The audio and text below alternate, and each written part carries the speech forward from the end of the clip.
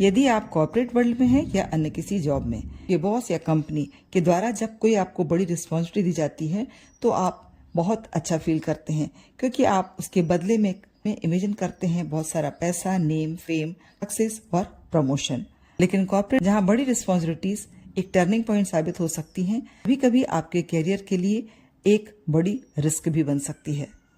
जब हमारा बॉस हमें कोई नया वर्क देकर यह कहता है कि इसे आप ही लीड करेंगे, हम बहुत खुश होते हैं और हम पल भर में उससे होने वाले प्रॉफिट के बारे में सोचते हैं।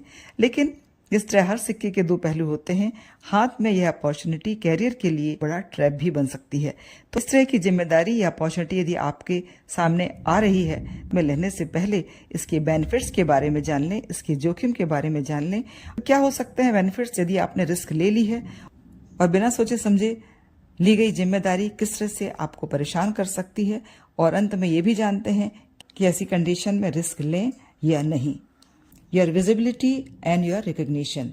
यदि आपको आपके बॉस के द्वारा एक नई जिम्मेदारी दी गई है तो लोगों का आपको देखने का नजरिया कुछ अलग ही हो जाता है। अब आप सिर्फ एक साधारण एम्प्लॉय नहीं रह जाते, तरह आपकी वैल्यू इनहेंस होती है।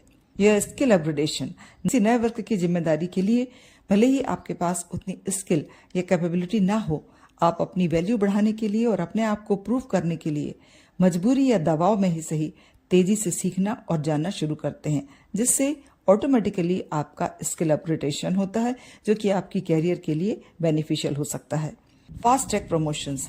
आपने अपना पोटेंशियल या स्किल यदि लोगों के सामने प्रूव कर दिया तो यह एक डायरेक्ट वे बनता है आपके नेक्स्ट अप्रेजल के लिए या प्रमोशन के लिए। लेकिन बात का एक डिफरेंट पर्सपेक्टिव भी है जिस पर आपको ध्यान अवश्य देना चाहिए। बिना जाने समझे यदि आपने किसी बड़े प्रोजेक्ट के लिए हाँ कह दिया है तो इसकी फेल्योर आपकी जॉब को रिस्क में डाल सकती है।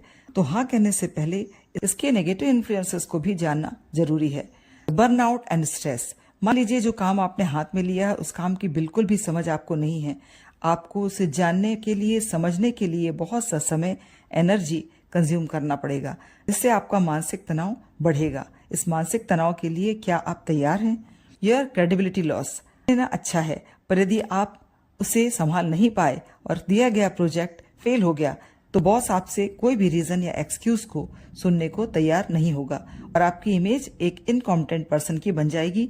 एक सिंपल और ऑनेस्ट वर्किंग के साथ बनाई है वह भी खराब हो सकती है। Team conflict. आपके कलीग या आपकी टीम पहले ही आपको इस बड़ी जिम्मेदारी के लिए अनफिट मान रहे थे। आपकी फेल्योर से आपको ब्लेम करेंगे और आपको रिस्पेक्ट देना कम कर देंगे। तो क्या आगे बढ़ने की रिस्क ली ही ना जाए?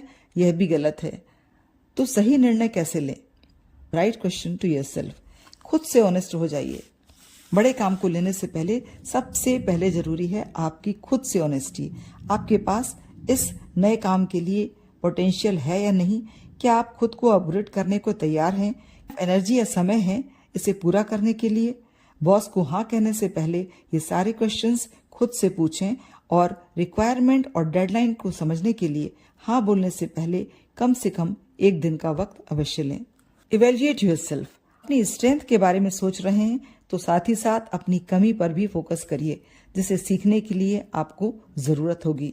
जैसे कोई भी नया software, management skill, ask for resources and support. कभी कभी बॉस या कंपनी आपको जिम्मेदारी तो देती है, लेकिन उससे रिलेटेड फैसिलिटीज या रिसोर्सेज आपको प्रोवाइड नहीं करती। पर जब आप फेल होते हैं तो रिस्पॉन्सिबिलिटी आपकी ही मानी जाती है।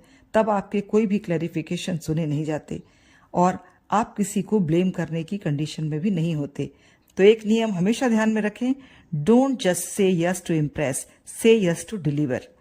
जब आप काम को करने के लिए तैयार हैं तभी आप एक सकारात्मक आंसर दें।